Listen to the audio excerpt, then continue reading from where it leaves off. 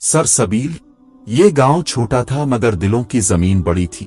लोग खेती बाड़ी करते, सुबह फजर के वक्त मस्जिद में अजान की आवाज गूंजती, फिर सूरज के साथ साथ जिंदगी जाग उठती।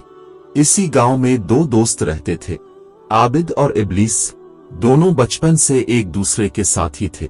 एक ही जगह खेले, एक ही मकतब में पढ़े, एक ही कुएं से पानी भरा, लेकिन दिलों की सिमतें अलग थीं।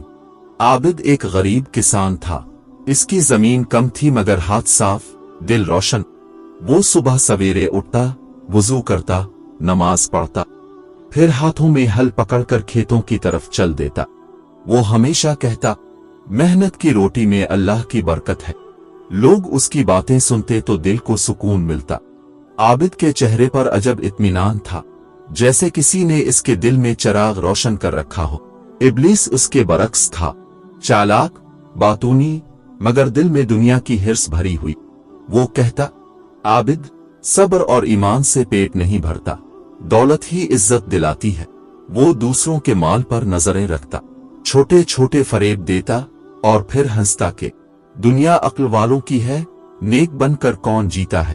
आबिद अक्सर उसे समझाता, इब्लीस, दौलत अगर हराम हो तो जहर बन जाती है, मगर अगर रिस्क हलाल हो तो कम होकर भी जन्नत की खुशबू देता है। मगर इब्लीस मुस्कुरा कर कहता, बस दुआ कर, मुझे भी कभी ऐसा मौका मिल जाए कि जमीन खुद सूना उगा दे। आबिद कहता, ऐसा मौका अक्सर इंसान का इम्तिहान बन जाता है, नेमत नहीं। एक दिन गांव में हलचल मच गई, ढोल बजने लगे, मनादी करने वाले गिल्ली गिल्ली ऐलान करने लगे, सुनो सुनो, बादशाह सलामत का फरमान है, जिसके खेत या जमीन के नीचे खजाना निकले वो फौरन दरबार को इत्तिला दे। जो खजाना छुपाएगा वो मुल्क का गद्दार समझा जाएगा।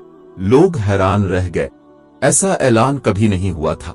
हर शख्स अपने खेत की मिट्टी देखने लगा कि कहीं वाकई सोना तो नहीं छुपा। आबिद ने आसमान की तरफ देखा और कहा, अल्लाह की जमीन में वही छुपाता है जो आजमाइश हो। इब्लीस के दिल में चमक आ गई। वो बोला, अगर वाकई खजाना मिला तो मैं ये दुनिया बदल दूंगा। कुछ दिनों बाद बारिशें हुईं। आबिद और इब्लीस अपने खेतों में गए ताकि फसल का हाल देखें, मगर अचानक जमीन का एक हिस्सा धंस गया। मिट्टी के नीचे से एक चमकती हुई चीज नजर आई। इब्लीस चौंक कर बोला, ये क्या है? आबिद ने जमीन खोद कर देखा, एक पुराना सा लोहे का संदूक। इस पर जंग जिमी हुई थी, मगर किनारे से सोना झलक रहा था। इब्लीस के चेहरे पर लालच की आग भड़क उठी। वो बोला, आबिद, ये वो खजाना है जिसका ऐलान बादशाह ने किया था, मगर सुन, अगर हम ये दरबार को दे देंगे तो हमें कुछ नहीं मिलेगा। बेहतर है इसे छुपा ले, आधा तेरा आधा मेरा। आबिद ने खौफ से कहा, नहीं इब्लीस, ये खजाना इम्तिहान है। अगर हमने इसे छुपाया तो दुनिया में जलील और आखिरत में रुस्वा होंगे। इब्लीस हंसा, यही तो मसला है तुम जैसे लोगों का, हमेशा आसमान देखते हो, जमीन पर नहीं। आबिद खामोश रहा, मगर दिल में खौफ बैठ गया। उसने कहा, इब्लीस, मैं ये खजाना बादशाह को दूंगा, चाहे सारा गांव मुझ पर हंसे, मगर मैं झूठ नहीं बोलूंगा। इब्लीस ने गुस्से में कहा, ठीक है, जैसा चाहो करो, मगर याद रखना, किस्मत एक बार दरवाजा खटखटाती है। अगर आज हमने मौका खो दिया तो कभी कुछ ना मिलेगा। आबिद ने संदूक अपने कंधे पर रखा और दरबार की तरफ रवाना हो गया। रास्ते में लोगों ने पूछा, कहाँ जा रहे हो आबिद? वो मुस्कुरा कर कहता, अपनी अमानत वापस करने। जब वो बादशाह के महल पहुंचा तो दरबानों ने इसे रोका, मगर आबिद ने कहा, यह खजाना मेरी जमीन से निकला है, मैं इसे अमानत समझता हूँ, बादशाह तक पहुंचाना चाहता हूँ। बादशाह के हुक्म पर उसे अंदर बुलाया गया। बादशाह, जिसका नाम सुल्तान जफरुद्दीन था, एक आदिल मगर सख्त मिजाज हुक्मरान था। उसने कहा, क्या वाकई ये खजाना तेरी जमीन से निकला है? आबिद ने कहा, जी हाँ हुजूर, मगर मैंने सोचा कि अगर ये मेरा होता तो मेरे हाथों से ना निकलता। ये यकीनन किसी का खोया हुआ माल है, बादशाहत की मलकियत। बादशाह ने गहरी नजर से देखा और कहा, तेरा नाम? आबिद इब्न अब्दुल्लाह। बादशाह मुस्कुराया, आबिद, तेरा नाम तेरी नियत जैसा है, अल्लाह तुझे बरकत दे। मगर बता, तेरा कोई साथी नहीं था? आबिद चौंका, फिर आहिस्ता बोला, था, इब्लीस नाम है, मगर मैं नहीं चाहता कि किसी पर इल्जाम लगाऊं। मैं सिर्फ अपनी जिम्मेदारी निभा रहा हूं। बादशाह ने कहा, बहुत खूब, हम इस मामले की तहकीक करेंगे। फी अलहाल ये खजाना बैत अलमाल में जमा करवाया जाए और तुम्हें 3 दिन के बाद दरबार में दोबारा बुलाया जाएगा। जब आबिद वापस गांव पहुंचा तो इब्लीस गुस्से से दहक रहा था। तो बादशाह के पास गया। वो चीखा, हम दोनों ने जमीन खोदी थी, मगर सारा सवाब खुद ले गया। आबिद ने नरमी से कहा, ये माल मेरा नहीं था इब्लीस, और मैं अल्लाह के सामने जवाबदेह हूं। अगर बादशाह चाहेगा तो तुझे भी इनाम देगा। इनाम? हाँ, शायद मौत का। बादशाह तुझ जैसे गरीब को कब नवाजेगा। देखना, वो सब खजाना हड़प कर लेगा और तो हाथ मिलता रह जाएगा। आबिद ने कहा, अगर मैंने अपनी नियत साफ रखी तो मुझे वही मिलेगा जो मेरा मुकद्दर है। इब्लीस ने खामोशी इख्तियार की, मगर उसके दिल में इंतकाम का बीज बोया जा चुका था। उसने कसम खाई कि वो आबिद को जलील करके रहेगा। इसी रात इब्लीस चुपके से गांव से निकला। वो सीधा दारुल हुकूमत गया। महल के दरबार में पहुंचकर बादशाह के एक मुशीर से मिला। चापलूसी के अंदाज में बोला, हुजूर, मैं बादशाह सलामत के लिए एक राज लाया हूं। वो किसान जो खजाना लाया था आबिद, वो दरअसल झूठा है।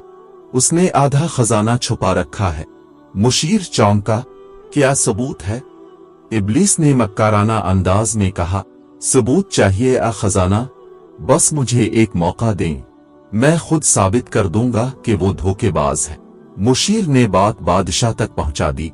बादशाह ने कहा, ठीक है, 3 दिन बाद जब आबिद दरबार में आएगा, हम देखेंगे सच कौन बोलता है। इब्लीस के चेहरे पर शैतानी मुस्कुराहट फैल गई। वो सोचने लगा, अब देखता हूं आबिद, तेरा ईमान तुझे कहां तक बचाता है। सुबह का वक्त था। दमिश्क के महल की फिजा में संजीदगी थी। बादशाह जफरुद्दीन तख्त पर बैठा, मुशीरों के बीच सोच में गुम था। सामने सोने का वही संदूक रखा था जो आबिद लेकर आया था। चमकता हुआ खजाना, मगर उसके अंदर छपी थी नियतों की आजमाइश। बादशाह ने कहा, आबिद 3 दिन बाद आएगा, मगर उसके दोस्त इब्लीस की बातों में कुछ तजाद है। हमें असल हकीकत मालूम करनी है। मुशीर ने अर्ज किया, जहां सोना हो वहां लालच जरूर जन्म लेता है। शायद दोनों में कोई राज छुपा है। बादशाह ने सर झुकाया और बोला, मैं चाहता हूं कि हम किसी को सजा देने से पहले सच्चाई को देखें, महज सुनकर फैसला न करें, क्योंकि इंसान का असल चेहरा दौलत के आईने में दिखाई देता है। दूसरी तरफ इब्लीस गांव वापस पहुंचा। उसने आबिद के घर के बाहर बच्चों को देखा जो खुले दिल से खेल रहे थे। आबिद के चेहरे पर इत्मीनान था, गोया दुनिया के शोर से अलग एक खामोश इबादत में जीता हो।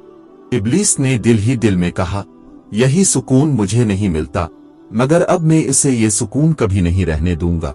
उसने गांव में अफवाह फैलाई, आबिद ने बादशाह से खजाना छुपा लिया है, जल्द ही उसे सजा मिलेगी। लोगों ने हैरानी से सुना, कुछ ने यकीन किया, कुछ ने इनकार किया, मगर अफवाहों की जोड़ें जमीन से गहरी होती गईं। आबिद जब बाजार गया तो लोग चुपचाप हट गए। किसी ने सलाम ना किया, किसी ने आंख मिलाकर बात ना की। ये वही लोग थे जो कल तक उसके ईमान के कायल थे।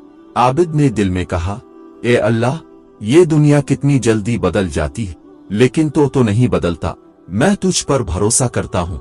3 दिन बाद वो दिन आ गया। दरबार में खास एहतमाम था। बादशाह तख्त पर बैठा, वजीर दाएं जानिब और काजी बाएं। लोगों का हुजूम जमा था। दरवाजे पर नक्कारा बजा। दरबान ने ऐलान किया, आबिद बिन अब्दुल्ला गांव सरसबील से हाजिर है। आबिद सादा लिबास में अंदर आया, चेहरे पर सुकून, हाथों में दुआ। उसने बादशाह के कदमों में झुककर सलाम किया। फिर दूसरी तरफ से आवाज आई, इब्लीस बन सईद हाजिर है। इब्लीस रेशमी कपड़ों में, चेहरे पर तकब्बुर की मुस्कुराहट लिए अंदर दाखिल हुआ।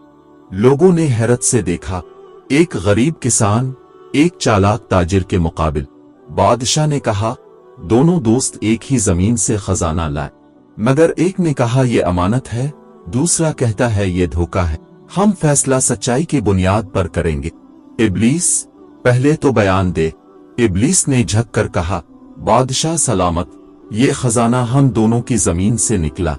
मैंने आबिद से कहा कि ये बादशाहत कमाल है, मगर उसने कहा कि आधा मैं रखूंगा, आधा तुम रखो।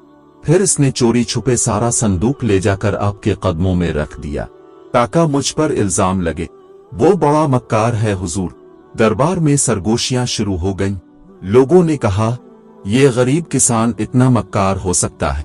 बादशाह ने कहा, आबिद अब तुम बोलो।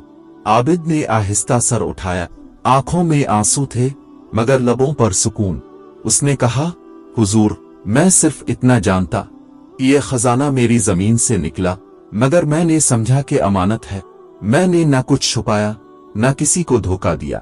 इब्लीस मेरा दोस्त है, मगर शायद दौलत ने इसका दिल बदल दिया। अगर मेरी नियत पर शक है तो मेरा घर खुलवा लीजिए, मेरा दिल खंगाल लीजिए। अगर जर्रा बराबर सोना निकले तो मुझे सजा दीजिए। इसकी आवाज इतनी साफ थी कि दरबार में सन्नाटा छा गया। बादशाह के दिल में कुछ चमक सी उतर गई, लेकिन वो खामोश रहा। उसने काजी को इशारा किया।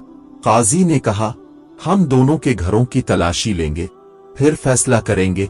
बादशाह के सिपाही सबसे पहले आबिद के घर गए। छोटी सी झोंपड़ी, दीवारों पर मिट्टी के चिराग, एक कुरान शरीफ, एक तस्बीह और कुछ पुराने बर्तन। सिपाहियों ने हर जगह छान ली, मगर सोने का एक जर्रा भी ना मिला। फिर वो इब्लीस के घर पहुंचे।